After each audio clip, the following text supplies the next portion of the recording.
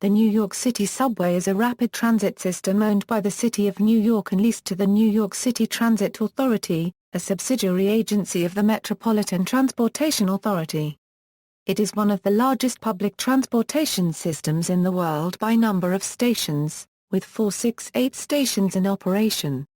The New York City Subway is also one of the world's oldest public transit systems. Overall, the system contains 232 miles of routes, translating into 656 miles of revenue track, and a total of 842 miles including non-revenue trackage. In 2013, the subway delivered over 1.71 billion rides, averaging approximately 5.5 million rides on weekdays, about 3.2 million rides on Saturdays, and about 2.6 million rides on Sundays. Ridership has been consistently increasing over the last several years, especially because of rising gas prices and the subway's energy efficiency. By annual ridership, the New York City Subway is the busiest rapid transit rail system in the United States and in the Americas, as well as the seventh busiest rapid transit rail system in the world. The metro systems in Seoul, Beijing, Shanghai, Moscow, Tokyo, and Guangzhou record a higher annual ridership. It offers rail service 24 hours per day and every day of the year. Stations are located throughout the boroughs of Manhattan, Brooklyn, Queens and the Bronx. While Staten Island does have a rail line, the Staten Island Railway, it is not officially considered part of the subway, and does not have any direct rail link with the subway system, so any passengers wishing to visit another borough must take a ferry or bus. All services pass through Manhattan except for the G. Franklin Avenue Shuttle and Rockaway Park Shuttle. Large portions of the subway outside Manhattan are elevated, on embankments, or in open cuts, and a few stretches of track run at ground level. In total, 40% is at or above ground. Many lines and stations have both express and local services. These lines have 3 or 4 tracks. Normally, the outer 2 are used for local trains, while the inner 1 or 2 are used for express trains. Stations served by express trains are typically major transfer points or destinations. History. A demonstration for an underground transit system in New York City was first built by Alfred Ely Beach in 1869. His Beach pneumatic transit only extended 312 feet under Broadway in Lower Manhattan and exhibited his idea for a subway propelled by the pneumatic tube technology. The tunnel was never extended for political and financial reasons, although extensions had been planned to take the tunnel southward to the Battery and northwards towards the Harlem River. The Beach subway was demolished when the BMT Broadway line was built in the 1910s. Thus, it was not integrated into the New York City subway system. The Great Blizzard of 1888 helped demonstrate the benefits of an underground transportation system. The first underground line of the subway opened on October 27, 1904, almost 35 years after the opening of the first elevated line in New York City, which became the IRT 9th Avenue line. The oldest structure still in use opened in 1885 as part of the BMT Lexington Avenue line in Brooklyn and is now part of the BMT Jamaica line. The oldest right-of-way, that of the BMT West End line, was in use in 1863 as a steam railroad called the Brooklyn, Bath and Coney Island Railroad. By the time the first subway opened, the lines had been consolidated into 2 privately owned systems, the Brooklyn Rapid Transit Company and the Interborough Rapid Transit Company. The city was closely involved. All lines built for the IRT and most other lines built or improved for the BRT after 1913 were built by the city and leased to the companies. The first line of the city-owned and operated independent subway system opened in 1932. This system was intended to compete with the private systems and allow some of the elevated railways to be torn down, but kept within the core of the city due to the low amount of start-up capital provided to the Municipal Board of Transportation, the later MTA, by the state. This required it to be run at cost, necessitating fares up to double the 5-cent fare popular at the time. In 1940, the 2 private systems were bought by the city and some elevated lines closed immediately while others closed soon after. Integration was slow, but several connections were built between the IND and BMT, and now operate as one division called the B Division. Since the IRT tunnel segments are too small and stations too narrow to accommodate B Division cars, and contain curves too sharp for B Division cars, the IRT remains its own division, a division. The New York City Transit Authority, a public authority presided by New York City, was created in 1953 to take over subway, bus, and streetcar operations from the city, and placed under control of the state-level Metropolitan Transportation Authority in 1968. In 1934, transit workers of the BRT, IRT, and IND founded the Transport Workers Union of America, organized as Local 100. Local 100 remains the largest and most influential local of the labor union. Since the union's founding, there have been 3 union strikes over contract disputes with the MTA, 12 days in 1966, 11 days in 1980, and 3 days in 2005. By the 1970s and 1980s, the New York City subway was at an all-time low. Ridership had dropped to 1910s levels, and graffiti and crime was rampant on the subway. In general, the subway was very poorly maintained during that time, with delays and track problems common. Still, the NYCTA managed to open 6 new subway stations during that time, as well as order 1,775 new, graffiti-free subway cars, and things had improved by the early 1990s. The September 11th attacks resulted in service disruptions on lines running through Lower Manhattan, particularly the IRT Broadway Euro 7th Avenue line, which ran directly underneath the World Trade Center between the Chambers Street and Rector Street stations. Sections of the tunnel, as well as the Cortlandt Street station, which was directly underneath the Twin Towers, were severely damaged by the collapse and had to be rebuilt, requiring suspension of service on that line south of Chambers Street. 10 other nearby stations were closed while dust and debris were cleaned up. By March 2002, 7 of those stations had reopened. The rest reopened on September 15, 2002, along with service south of Chambers Street. Construction methods. When the IRT subway debuted in 1904, the typical tunnel construction method was cut and cover. The street was torn up to dig the tunnel below before being rebuilt from above. This method worked well for digging soft dirt and gravel near the street surface. However, mining shields were required for deeper sections, such as the Harlem and East River tunnels, which used cast iron tubes, segments between 33rd and 42nd Streets under Park Avenue, 116th Street and 120th Street under Broadway, and 145th Street and Dyckman Street under Broadway and St. Nicholas Avenue, as well as the tunnel from 96th Street to Central Park north of Euro 110th Street and Lenox Avenue, all of which used either rock or concrete-lined tunnels. About 40% of the subway system runs on surface or elevated tracks, including steel or cast iron elevated structures, concrete viaducts, embankments, open cuts and surface routes. All of these construction methods are completely grade-separated from road and pedestrian crossings, and most crossings of 2 subway tracks are grade-separated with flying junctions. The sole exceptions of at-grade junctions of 2 lines in regular service are the 142nd St. Junction and the Myrtle Avenue Junction, whose tracks both intersect at the same level. More recent projects use tunnel boring machines to build the subway tunnels to minimize disruption at street level, but also to avoid already existing utilities. Examples of such projects include the extension of the IRT Flushing Line and the IND 2nd Avenue Line. Expansion. Since the opening of the original New York City subway line in 1904, various official and planning agencies have proposed numerous extensions to the subway system. One of the better-known proposals was the second system, which was part of a plan by the independent subway to construct new subway lines in addition and take over existing subway lines and railroad right-of-ways. Though most of the routes proposed over the decades have never seen construction, discussion remains strong to develop some of these lines, to alleviate existing subway capacity constraints and overcrowding, the most notable being the 2nd Avenue subway.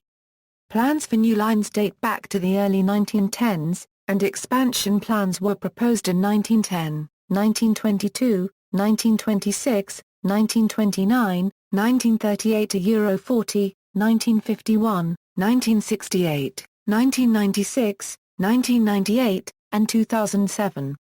The most grandiose plan, conceived in 1929, was to be part of the city-operated independent subway system. By 1939, with unification planned, all three systems were included. Many different plans were proposed at one time or another, but the onset of World War II killed nearly all plans for subway expansion. As this grandiose expansion was not built, the subway system is only three-quarters of what it was planned to be.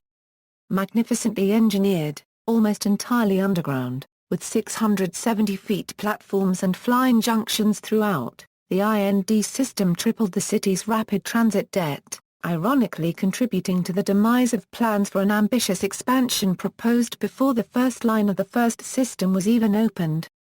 Due to this debt, after the IND 6th Avenue line was completed in 1940, only 28 new stations were added to the system.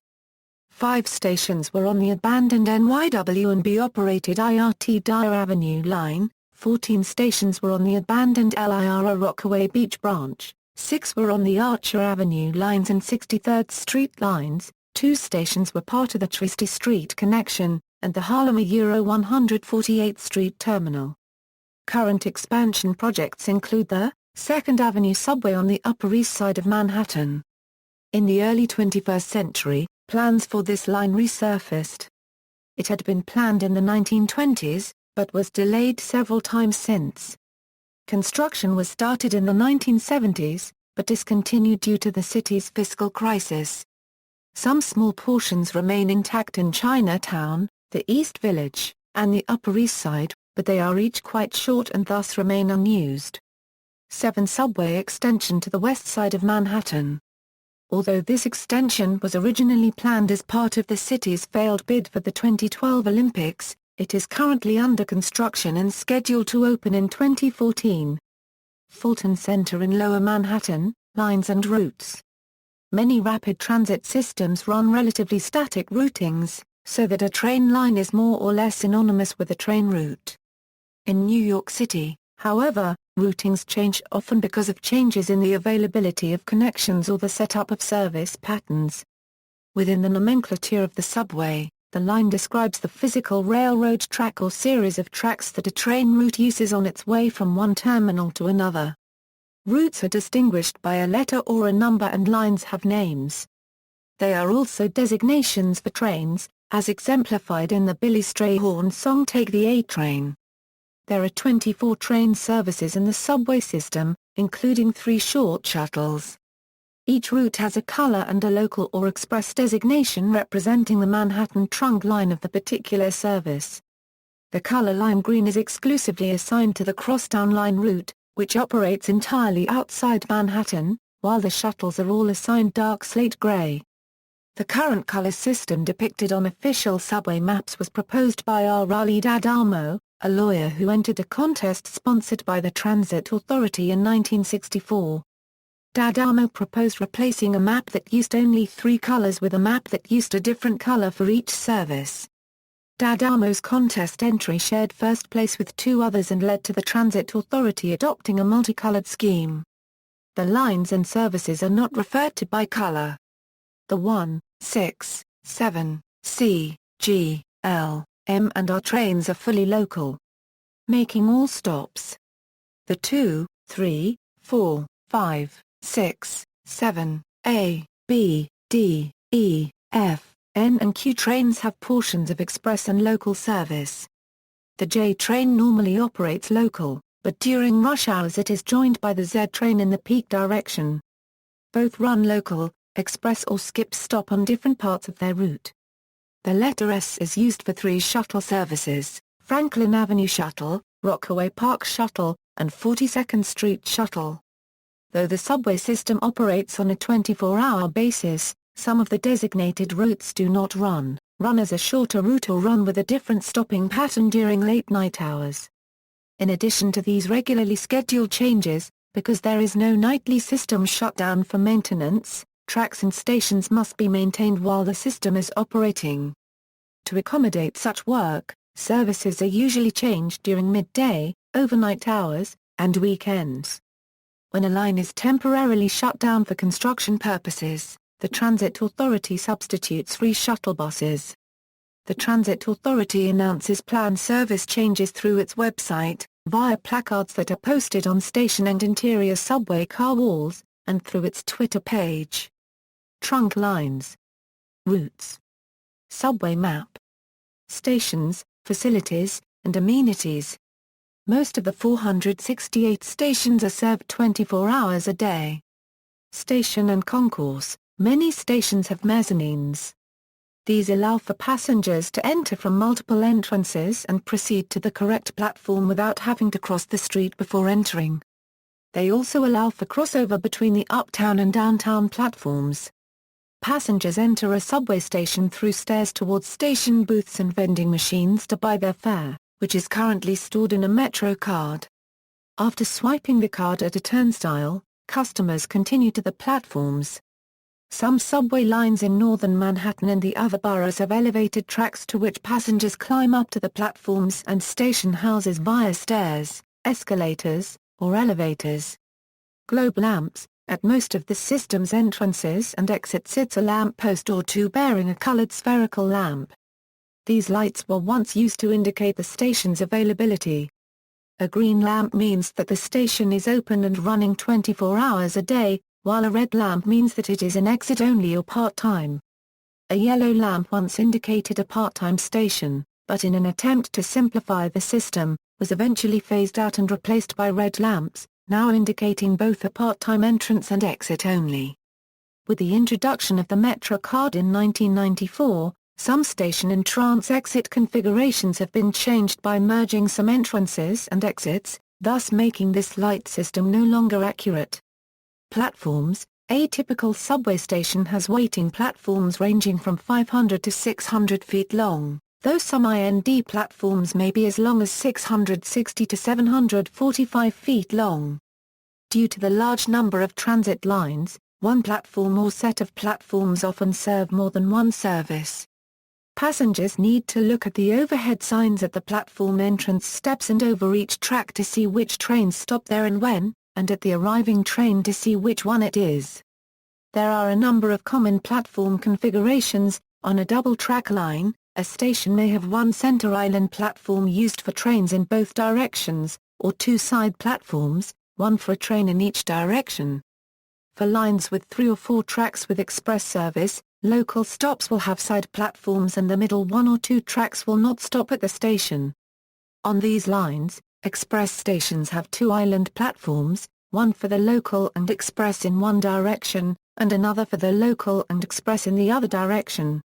Each island platform provides a cross-platform interchange between local and express services. Almost everywhere expresses run, they run on the inner 1 or 2 tracks and locals run on the outer 2 tracks. In a 3-track configuration, the center express track can be used toward the center of the city in the morning and away from the center in the afternoon and evening, though not every 3-track line has that express service. 3 4-track express stations have an island platform for the center express tracks and 2 side platforms for the outside local tracks. These 3 stations are connected to major railroad stations and the next station along the line is also an express station with the more common platform configuration. The purpose of splitting the platforms is to limit overcrowding by preventing cross-platform interchanges between local and express services. This occurs at Atlantic Avenue Barclays Center on the IRT Eastern Parkway line with the adjacent express station Nevins Street, where the connection is to the Atlantic Terminal of the Long Island Railroad.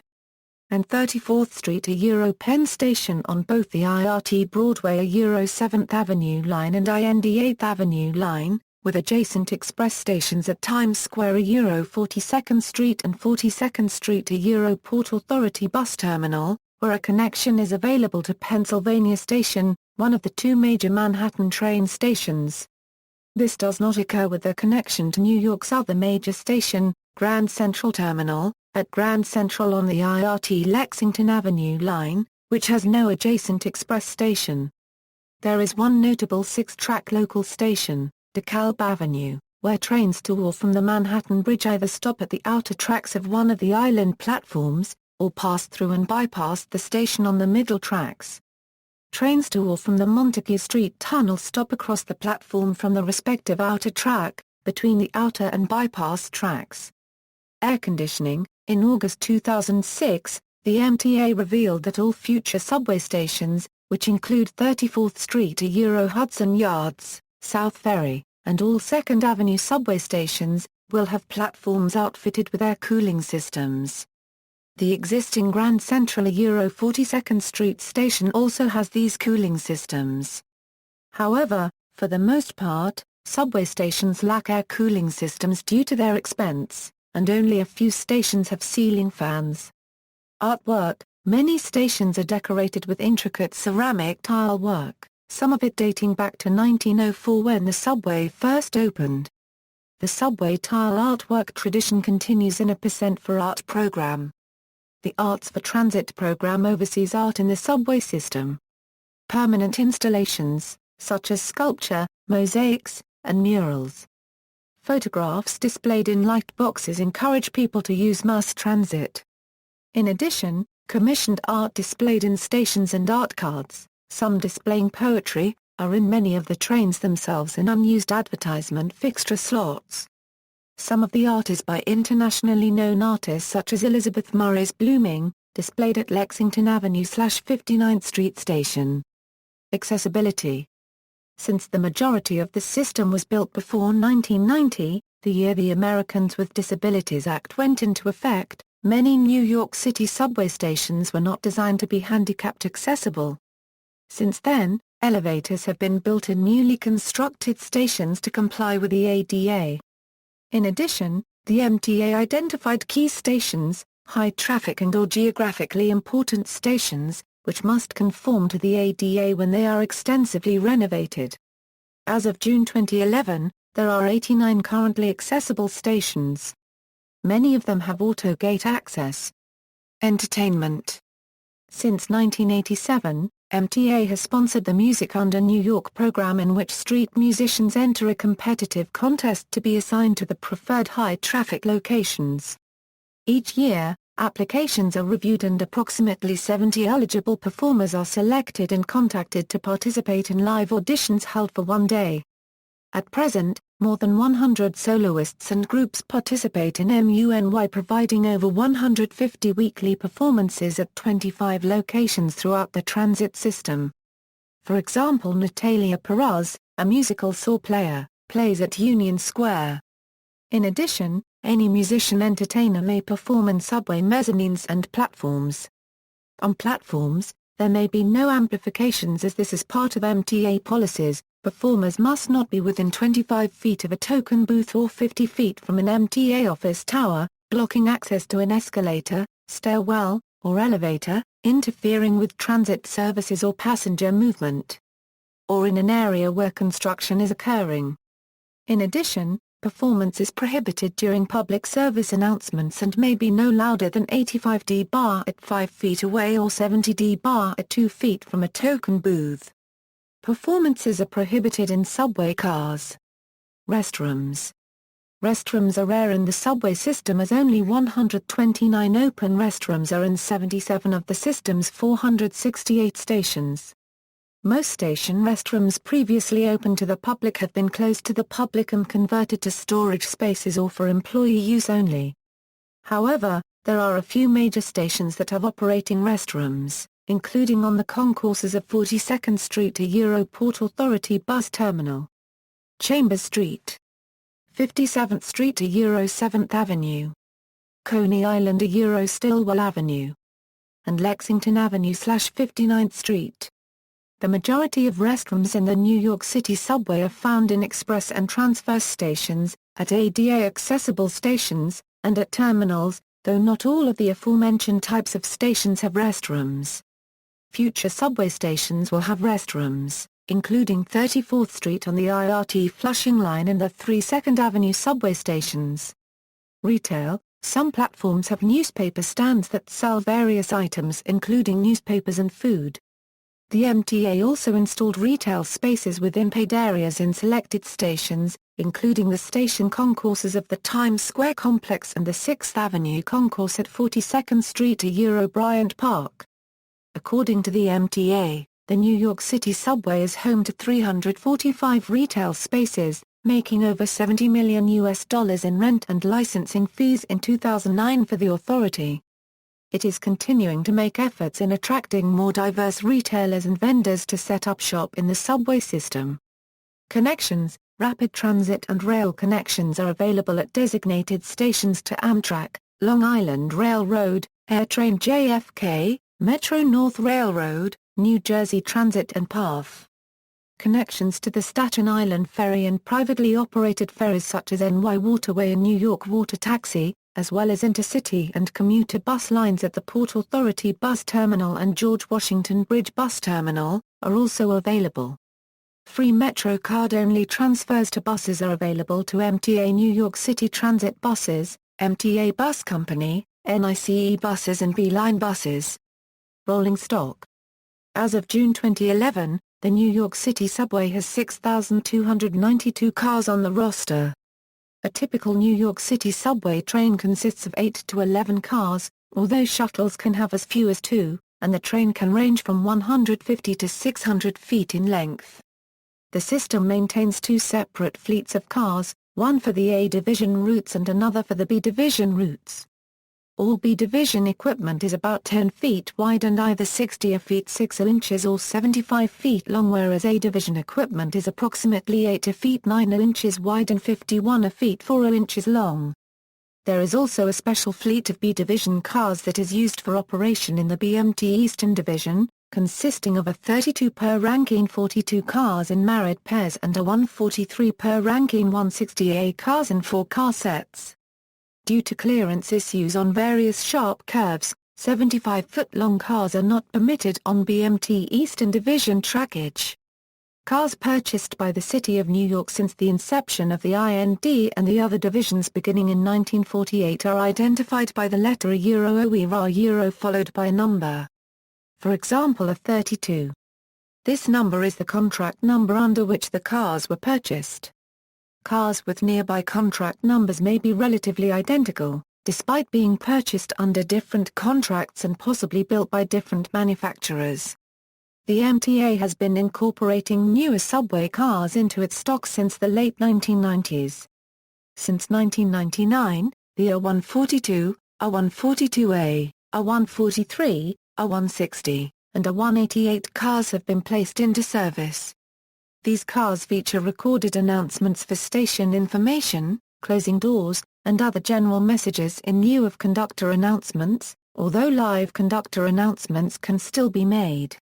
The recordings began in the late 1990s and featured Bloomberg Radio on-air speakers, who volunteered at the request of their employer and then future city mayor Michael Bloomberg.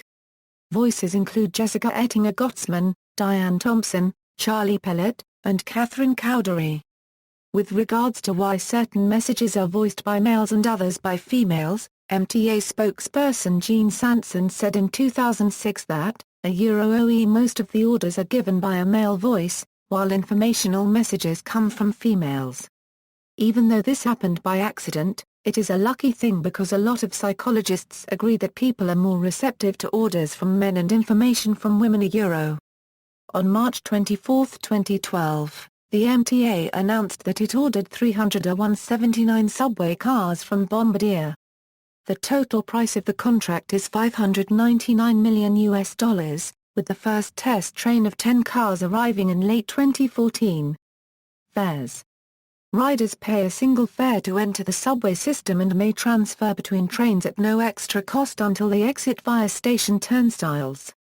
The fare is a flat rate regardless of how far or how long the rider travels.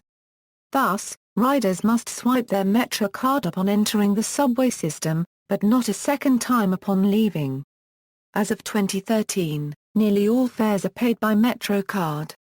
The base fare is $2.50 when purchased in the form of a reusable pay-per-ride MetroCard.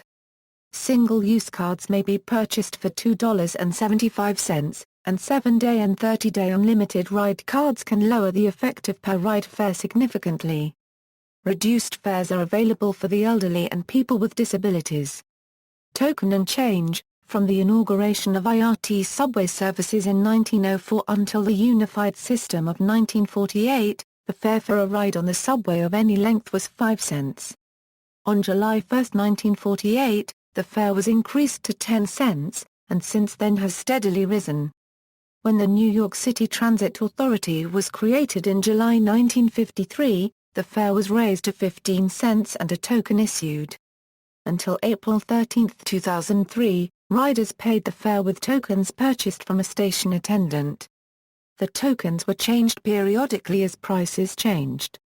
For the 75th anniversary of the subway in 1979, a special token with a small off-center diamond cutout and engraved images of a 1904 subway car and kiosk were issued. Many were purchased for keepsakes and were not used for rides. The last iteration of tokens featured a hole in the middle and phased out in 2003 when the fare rose to $2. Token sucking. It was a common scam to circumvent the payment of fares by jamming the token slot in an entrance gate with paper. A passenger would insert a token into the turnstile, be frustrated when it did not open the gate, and have to spend another token to enter at another gate. A token thief would then suck the token from the jammed slot with their mouth. This could be repeated many times as long as no police officers spotted the activity. Some token booth attendants sprinkled chili powder in the slots to discourage token sucking. Token sucking was charged under theft of services, criminal tampering and criminal mischief. Token war with Connecticut. Transit riders discovered in the early 1980s that tokens purchased for use in the Connecticut Turnpike toll booths were of the same size and weight as New York City subway tokens. Since they cost less than one-third as much, they began showing up in subway collection boxes regularly. Connecticut authorities initially agreed to change the size of their tokens, but later reneged and the problem went unsolved until 1985, when Connecticut discontinued the tolls on its turnpike. At that time, the MTA was paid 17.5 cents for each of more than 2 million tokens that had been collected during the 3-year token war. MetroCard.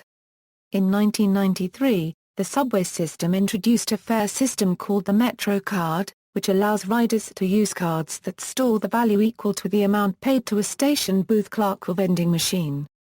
The MetroCard was enhanced in 1997 to allow passengers to make free transfers between subways and buses within 2 hours. Several MetroCard-only transfers between subway stations were added in 2001. With the addition of unlimited ride MetroCards in 1998, the New York City transit system was the last major transit system in the United States with the exception of BART in San Francisco to introduce passes for unlimited bus and rapid transit travel. In January 2014, the MTA stated that it wants to implement a contactless fare system to replace the MetroCard by 2019. Modernization, Fast Track. In 2012, the MTA introduced a new maintenance program, Fast Track, to speed up repair work. This program involves a more drastic approach than previous construction, and completely shuts down a major portion of a line for 4 consecutive weeknights. According to the MTA, this new program proved much more efficient and quicker than regular service changes, especially because it happened at night and not the weekend, when most transit closures had occurred before. In 2012 the program only closed lines in Midtown and Lower Manhattan, while in 2013 it expanded to other corridors requiring minimal shuttle buses and in 2014 to even more locations. There are corridors scheduled for 2014 during 24 weeks of the year. Technology. Train arrival countdown clocks. In 2003, the MTA signed a $160 million contract with Siemens Transportation Systems to install digital real-time message boards at 158 of its IRT stations to display the number of minutes until the arrival of the next trains.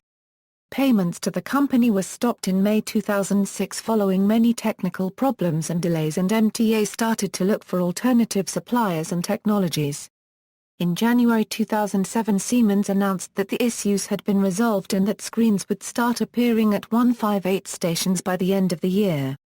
In 2008, the system-wide rollout was pushed back again, to 2011, with the MTA citing technical problems. An in-house simpler system developed by MTA for the LA train was operational by early 2009, and the first 3 displays of the larger Siemens system became operational at stations on the IRT Pelham line in the Bronx in December 2009. Siemens signs were in operation in 110 IRT stations by March 2011 and in 153 IRT mainline and 24 Canarsie line stations by late 2011.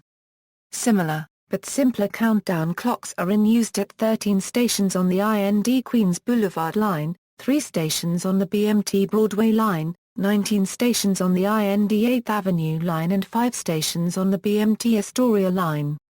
The announcements are voiced by radio traffic reporter Bernie Agenblast and Carolyn Hopkins.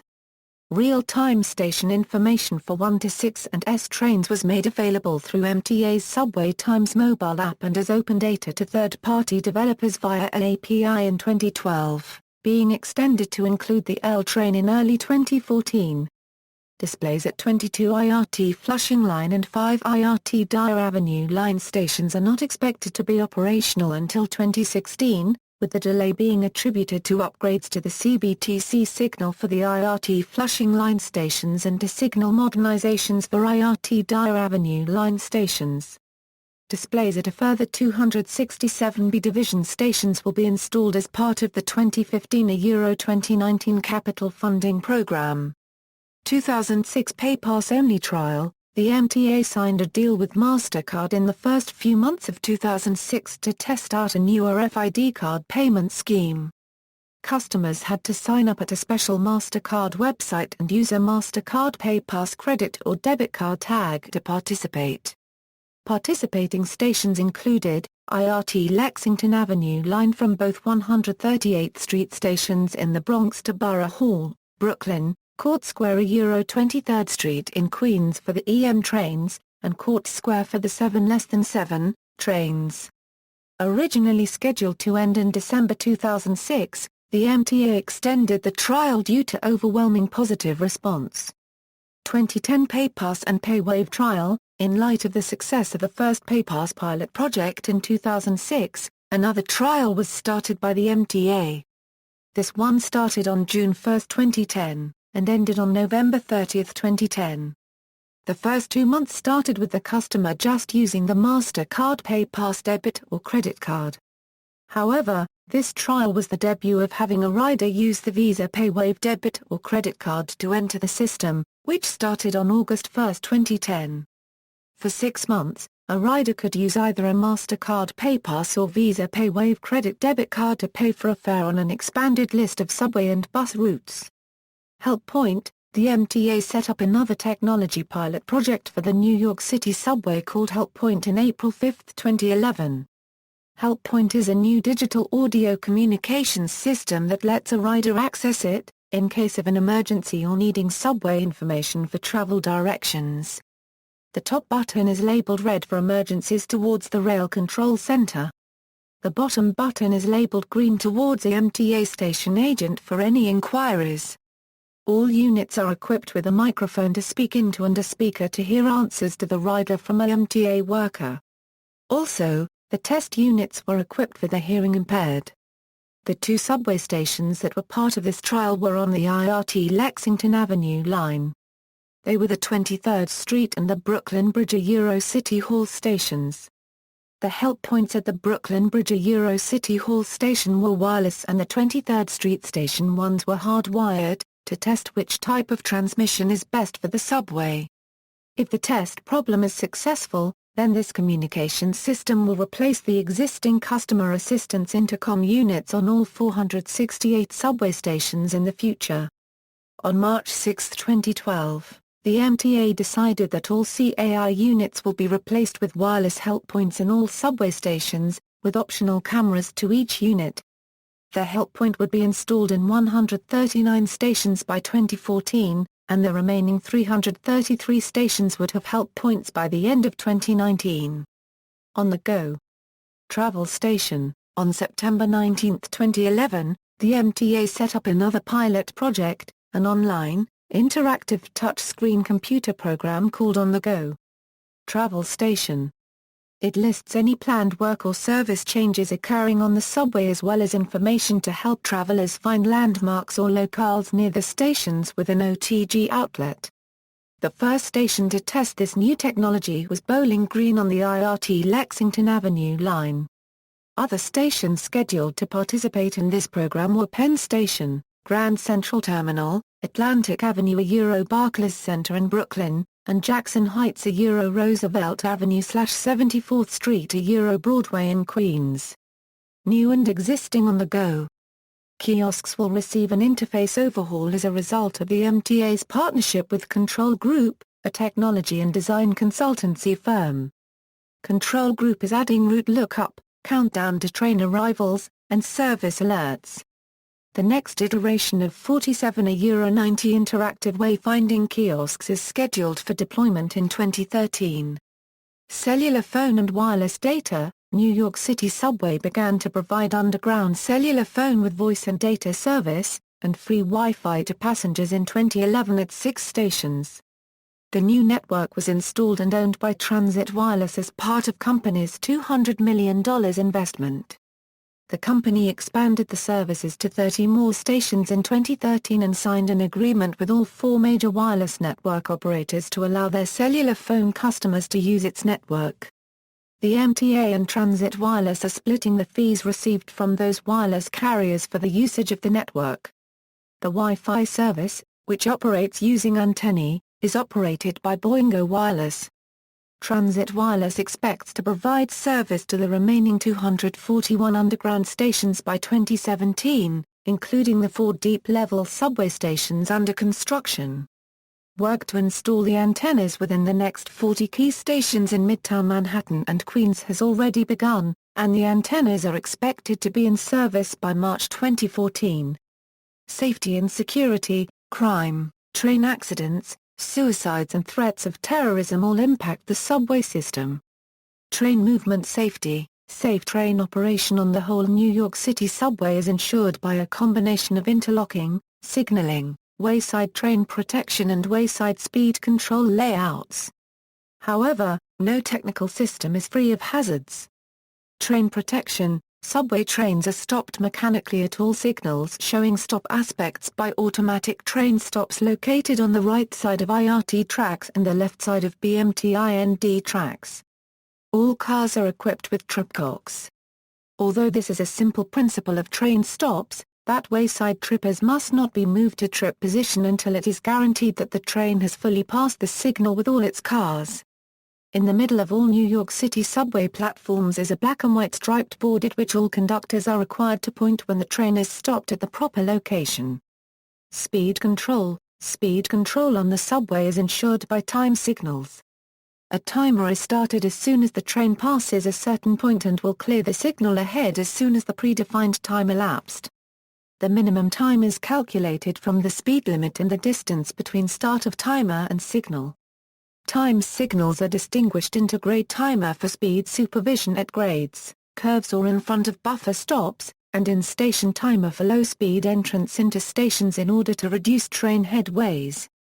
Interlocking. Like the railways, the subway used mechanical interlocking in early days and introduced relay interlocking later. Computer-based interlockings are state-of-the-art systems offering additional functions. But independently from the applied technology, the interlocking logic stayed the same, control lengths along the selected route to be set until the target signal plus an additional overlap must be clear of any trains or cars to be able to clear the signal for the according route and target signal. Single-line signal diagrams show all defined control lengths for each interlocking tower. Train accidents. Including the predecessors of the New York City subway, at least 56 train accidents have been recorded since 1918. When a train bound for South Ferry smashed into 2 trains halted near Jackson Avenue on the IRT White Plains Road line in the Bronx. The deadliest accident, the Mulberry Street wreck, happened November 1, 1918 beneath the intersection of Flatbush Avenue, Ocean Avenue, and Mulberry Street near the Prospect Park station of the then BRT Brighton line in Brooklyn, killing 93 people. Signaling. Manual signaling. New York City subway generally distinguishes signals into automatic signals, controlled only by train movements. Approach signals, like automatic signals, can be forced to switch to stop aspect by interlocking tower, home signals, route set by interlocking tower, additional signals. Common automatic and approach signals consist of one signal head showing one of the following signal aspects: stop. With special rules for call-on and timer signals: clear, next signal at clear, or caution, proceed with caution, be prepared to stop at next signal. Where different directions are possible, the subway uses both speed and route signaling: upper signal head for speeds, lower signal head for routes. Automation. In the late 1990s and early 2000s, the MTA began the process of automating the subway. The BMT Canarsie line, on which the last service runs, was chosen for communication-based train control pilot testing because it is a self-contained line that does not operate in conjunction with other subway lines in the system. First proposed in 1992 and approved by the MTA in 1997, the installation of the signal system was begun in 2000 and was mostly completed by December 2006. Due to an unexpected ridership increase on the Canarsie line, the MTA ordered additional cars, the 0160s, and these were put into service in 2010, enabling the agency to operate 26 trains per hour, up from the May 2007 service level of 15 trains per hour, an achievement that would not be possible without the CBTC technology. After the success of the BMT Canarsie line automation, the IRT Flushing line, carrying the 7 trains, was next chosen to be outfitted with CBTC. Eventually, the MTA has plans to eventually automate a much larger portion, using one-person train operation in conjunction with CBTC. Siemens Transportation Systems built the CBTC system on the Canarsie line. Thales is building the CBTC system for the Flushing line. In late winter 2008, the MTA embarked on a 5-week renovation and upgrade project on the 7 trains between Flushing Main Street and 61st Street Woodside to upgrade signalling and tracks for CBTC. On February 27, 2008, the MTA issued an accelerated capital program to continue funding the completion of CBTC for the 7 trains and to begin on the IND Queens Boulevard line. The proposed plan is estimated to cost $1.4 million. The New York City subway uses a system known as automatic train supervision for dispatching and train routing on the A division. ATS allows dispatchers in the Operations Control Center to see where trains are in real time, and whether each individual train is running early or late. Dispatchers can hold trains for connections, reroute trains, or short-term trains to provide better service when a disruption causes delays. Passenger safety. Track safety and suicides. A portion of subway-related deaths in New York consists of suicides committed by jumping in front of an oncoming train.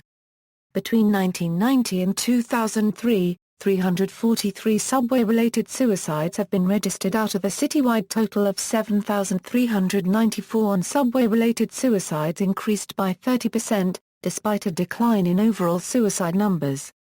In 2013, 151 people were hit by subway trains. 53 people died, compared to 143 strikes and 55 deaths in 2012. As a result, in late 2013 and early 2014 the MTA started a test program at one undisclosed station, with 4 systems and strategies to eliminate the number of people hit by trains. Closed-circuit television cameras, a web of laser beams stretched across the tracks, radio frequencies transmitted across the tracks, and thermal imaging cameras focused on the station. Unregistered trademark S tracks were set to be installed at that station. The MTA also expressed interest in starting a pilot program to install platform edge doors. Several planned stations in the New York City subway may possibly feature platform screen doors. This includes the 7 subway extension, and 2nd Avenue subway. Crime. The subway carries over 1.7 billion passengers a year. Crime rates have shown variations over time, with a drop starting in the 90s and continuing today. In order to fight crime, various approaches have been used. A new initiative by the MTA to prevent crime is to ban people who commit one in the subway system from entering it for a certain length of time.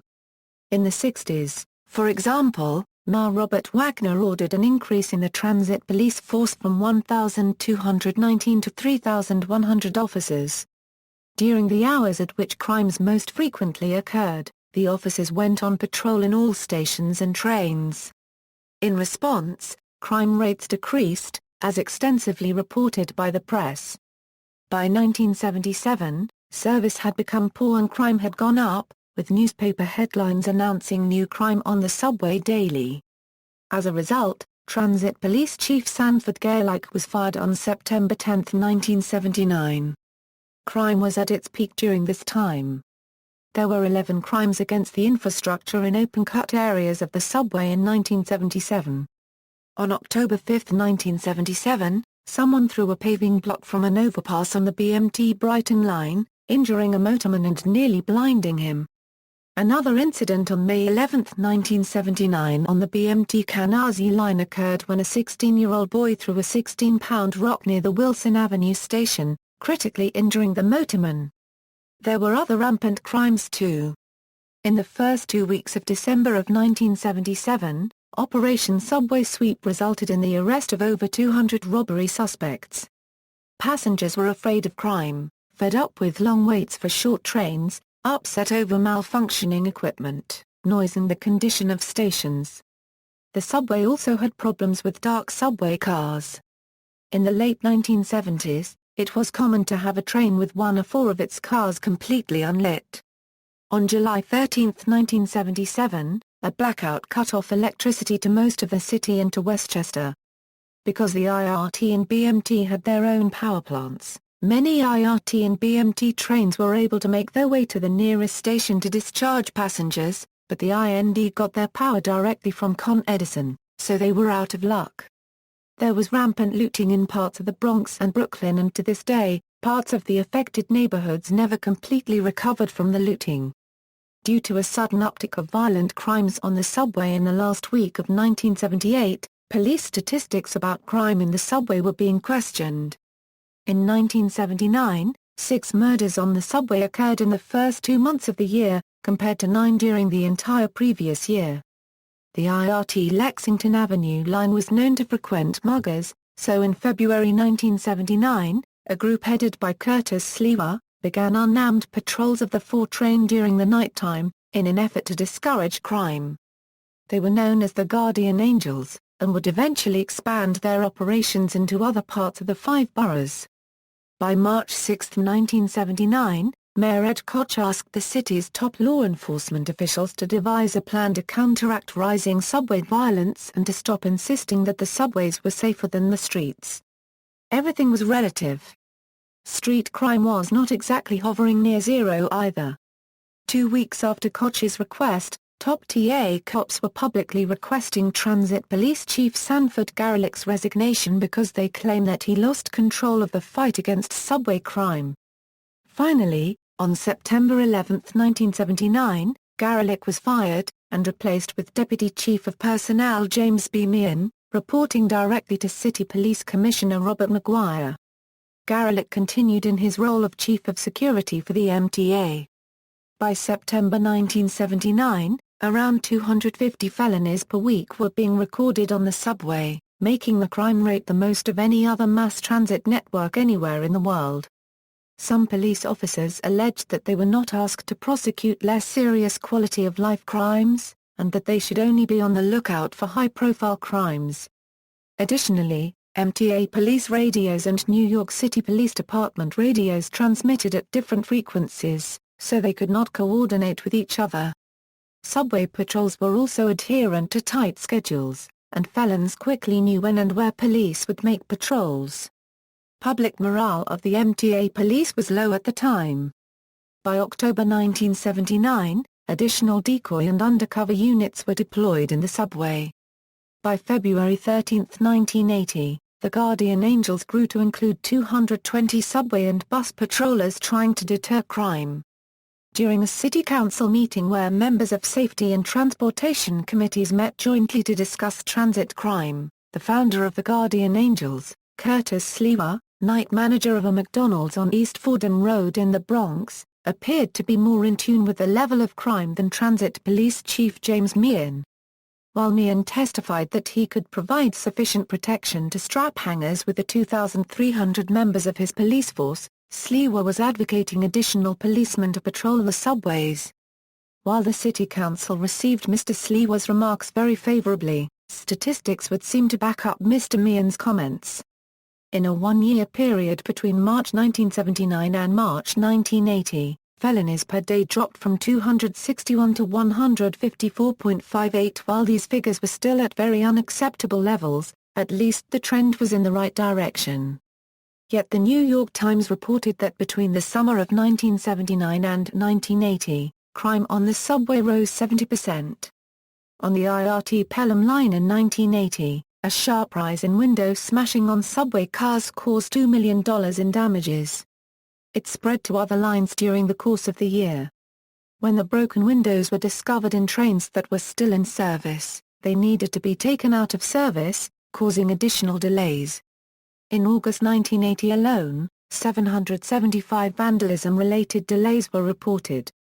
Crime was such a problem that senior City Hall and transit officials considered raising the subway fare from 60 to 65 cents to fund additional transit police officers. On January 20, 1982, MTA Chairman Richard Ravitch spoke during a breakfast meeting of the Association for a Better New York, a business group. He told the group that he would not let his teenage sons ride the subway at night, and that even he, as the subway chairman, was nervous riding the trains. This anxiety translated into lost revenue, and this startling revelation by the head of the MTA prompted the organization to study how this drop in ridership could be turned around. October 1982 saw a record low ridership, mostly due to fears about transit crime, poor subway performance and some economic factors. Ridership on the subway. The ridership was at levels last seen in 1917, before the IND even existed. To counteract a 60% jump in crime in 1982, a plan to have uniformed police officers ride the subway between 8 p.m. and 4 a.m. was instituted. By 1985, the crime and vandalism epidemic had not subsided at all. TA shop employees on the late shift were often used to replace broken glass in subway car windows.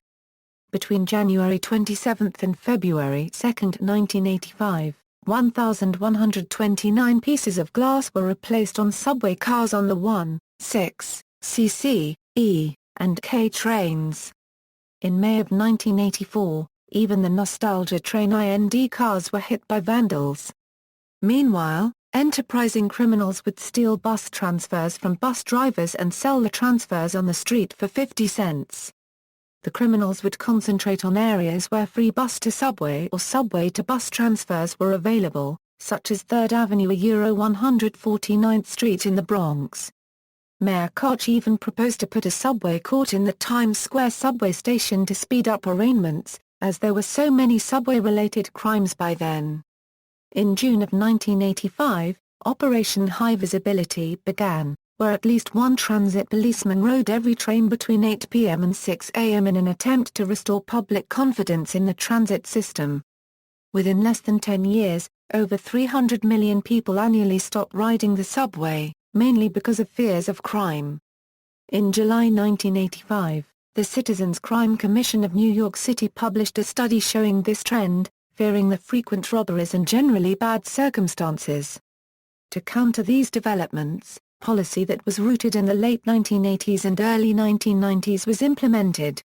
In line with this fixing broken windows philosophy, the New York City Transit Authority began a 5-year program to eradicate graffiti from subway trains in 1984. In 1989, the Metropolitan Transportation Authority asked the transit police to focus on minor offenses such as fare evasion. In the early 90s, the NYCTA adopted similar policing methods for Penn Station and Grand Central Terminal.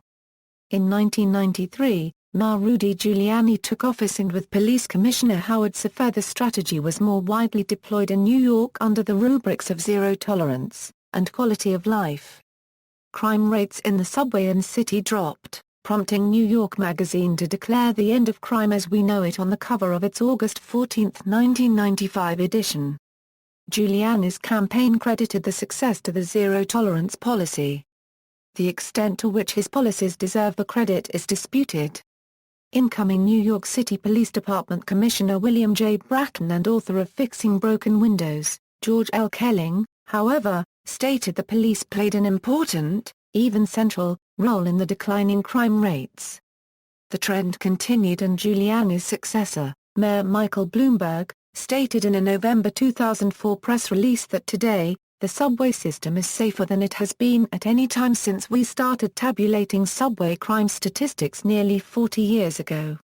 Photography. After the September 11 attacks in New York, the MTA was extremely wary of anyone taking photographs or recording video inside the system and proposed banning all photography and recording in a meeting around June 2004. However, due to strong response from both the public and from civil rights groups, the rule of conduct was dropped. In November 2004, the MTA again put this rule up for approval, but was again denied, though many police officers and transit workers still confront or harass people taking photographs or video. On April 3, 2009, the NYPD issued a directive to officers stating that it is legal to take pictures within the subway system so long as it is not accompanied with suspicious activity. Currently, the MTA Rules of Conduct, Restricted Areas and Activities section states that anyone may take pictures or record video, provided that they do not violate MTA regulations. Section 1050.9 Restricted Areas and Activities. Photography, filming or video recording in any facility or conveyance is permitted except that ancillary equipment such as lights, reflectors or tripods may not be used.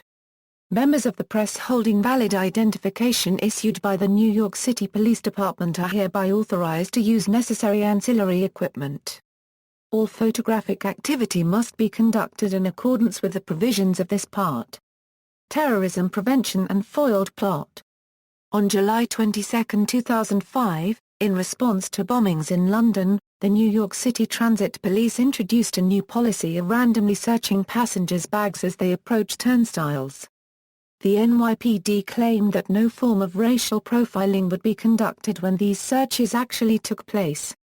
The NYPD has come under fire from some groups that claim purely random searches without any form of threat assessment will be ineffectual. This NYPD bag search policy is unprecedented, unlawful and ineffective, said Donna Lieberman, executive director of the NYCLU. It is essential that police be aggressive in maintaining security in public transportation. But our very real concerns about terrorism do not justify the NYPD subjecting millions of innocent people to suspicionless searches in a way that does not identify any person seeking to engage in terrorist activity and is unlikely to have any meaningful deterrent effect on terrorist activity. The searches were upheld by the United States Court of Appeals for the Second Circuits in McQuad v. Kelly.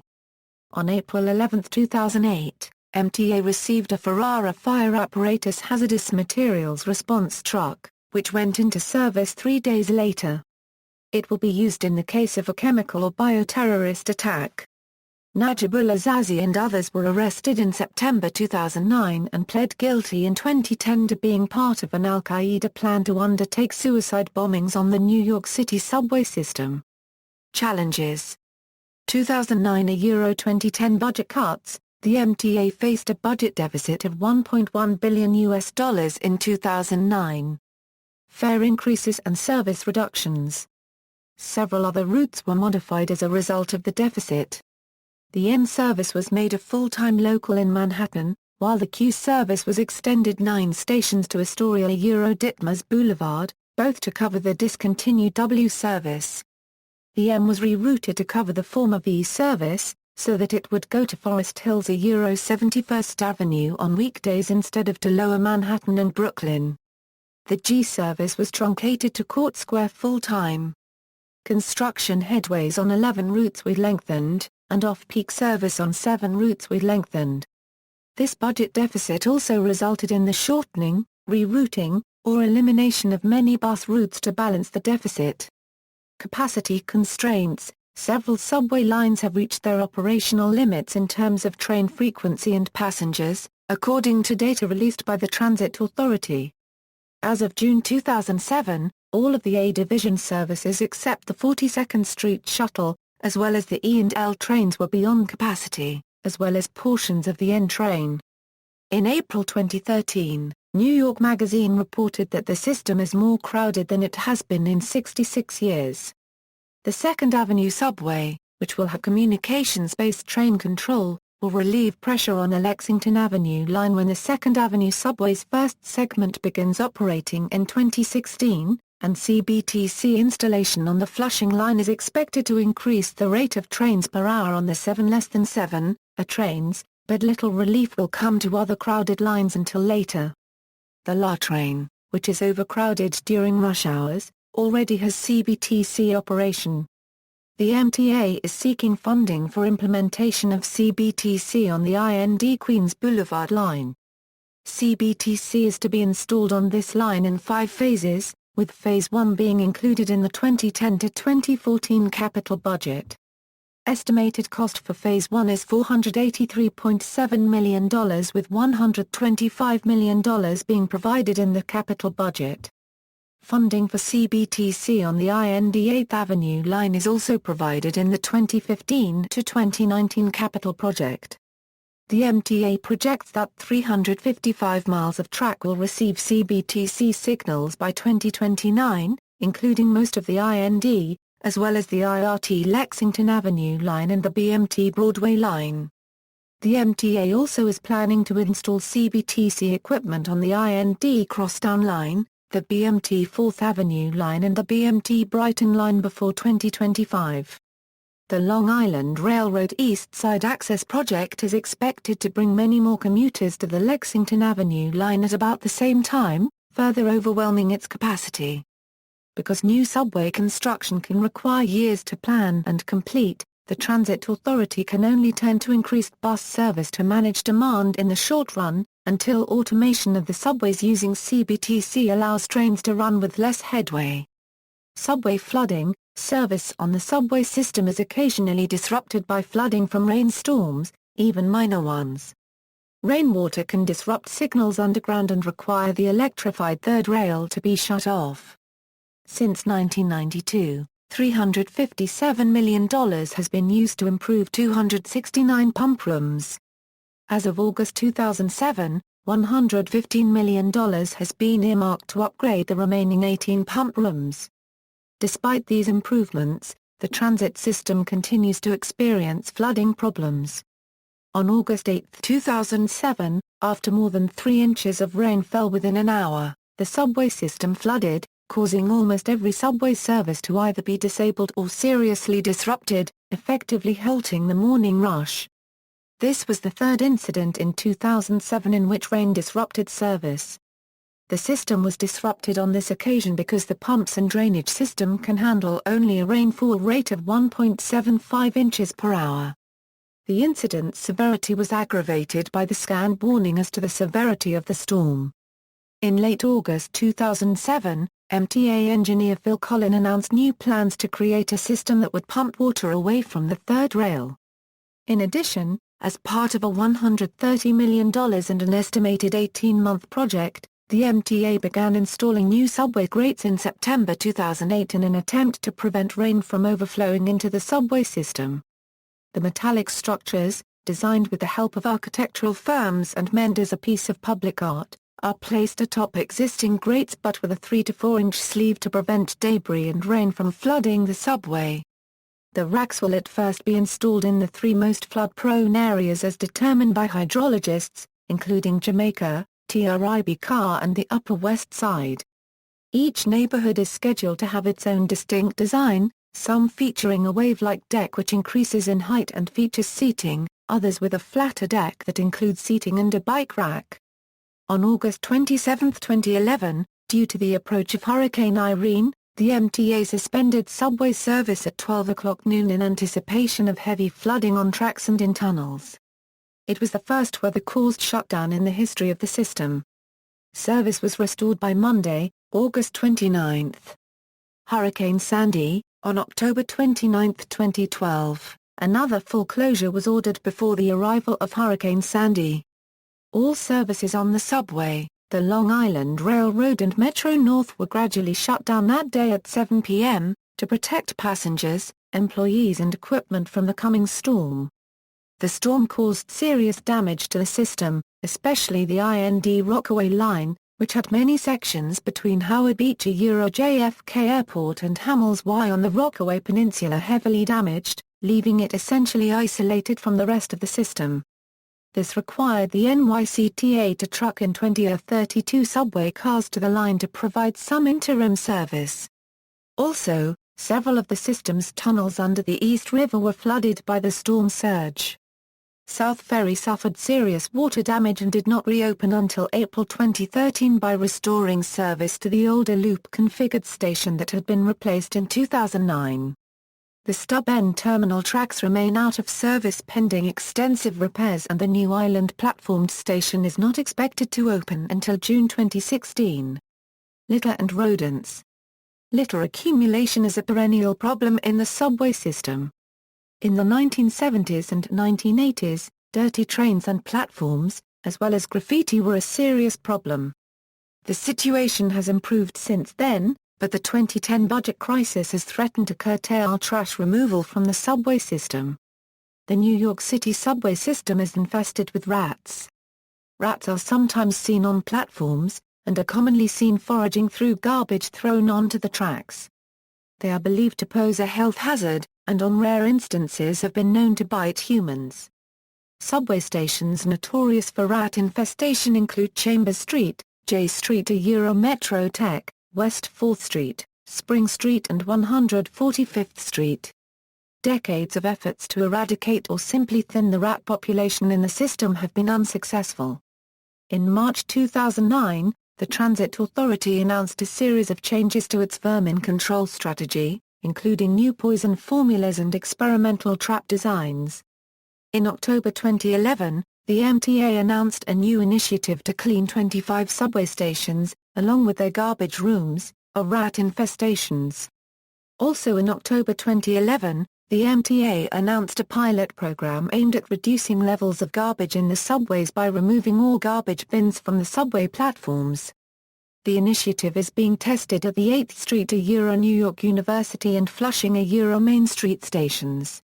Noise. Rolling stock on the New York City subway produce high levels of noise that exceed guidelines set by the World Health Organization and the U.S. Environmental Protection Agency. In 2006, Columbia University's Mailman School of Public Health found noise levels averaged 95 decibel inside subway cars and 94 decibels on platforms. Daily exposure to noise at such levels for as little as 30 minutes can lead to hearing loss. Noise on 1 in 10 platforms exceeded 100 decibels. Under WHO and EPA guidelines, noise exposure at that level is limited to 1.5 minutes. A subsequent study by Columbia and the University of Washington found higher average noise level in the subway than commuter trains including the Port Authority Trans-Hudson, the Metro North and Long Island Railroad. Since the decibel scale is a logarithmic scale, sound at 95 decibels is 10 times more intense than at 85 decibels and 100 times more intense than at 75 decibels, and so forth. In the second study, peak subway noise registered at 102.1 decibels. Public Relations. The Board of Transportation and the New York City Transit Authority has had numerous events that promote increased ridership of their transit system. Miss Subways. From 1941 to 1976, the Board of Transportation New York City Transit Authority sponsored the Miss Subways publicity campaign. In the musical On the Town, the character Miss Turnstiles is based on the Miss Subways campaign. In one scene, the musical shows 3 sailors taking an uptown train at Times Square. The campaign was resurrected in 2004, for 1 year, as Miss Subways. It was part of the 100th anniversary celebrations. Featuring young models, entertainers and others, the monthly campaign, which included the winners' photos and biographical blurbs on placards in subway cards, featured such winners as Mona Freeman and prominent New York City restaurateur Ellen Goodman. The winner of this contest was Caroline Sanchez Burnett, an actress from Morningside Heights. Subway Series. Subway Series is a term attributed to any series of baseball games between New York City teams, called thus as opposing teams can travel to compete merely by using the subway system, along with the fact that stations are adjacent and visible to their respective stadiums. Subway Series is a term long used in New York, going back to series between the Brooklyn Dodgers or New York Giants and the New York Yankees in the 1940s and 50s. Today, the term is used to describe the rivalry between the Yankees and the New York Mets. During the 2000 World Series, cars on the 4 train were colored white with blue pinstripes, while cars on the 7 train were colored orange and blue, the Mets team colors. Holiday Train. Since 2003, the MTA has operated a holiday train on Sundays in November and December, from the first Saturday after Thanksgiving to the Saturday before Christmas Day. This train was made of cars from the A1 through A9 series. The route made all stops between 2nd Avenue in Manhattan and Queens Plaza in Queens via the IND 6th Avenue and IND Queens Boulevard lines. In 2011, the train operated on Saturdays instead of Sundays. The contract, car numbers used were A1 100, A1 381, R4 401, R4 484, a Euro bullseye lighting and a test PA system added in 1946, R6-3 1000, R6-1 1300, R7A 1575, a Euro rebuilt in 1947 as a prototype for the A10 subway car, A9 1802. See also. Notes. References. Further reading, Most, Doug, The Race Underground of Boston, New York, and the Incredible Rivalry That Built America Euro Unregistered Trademark S First Subway, First Edition, New Yorker St. Martina Euro Unregistered Trademark S Press, February 2014 ISBN 9780312591328, external links. Media related to New York City Subway at Wikimedia Commons.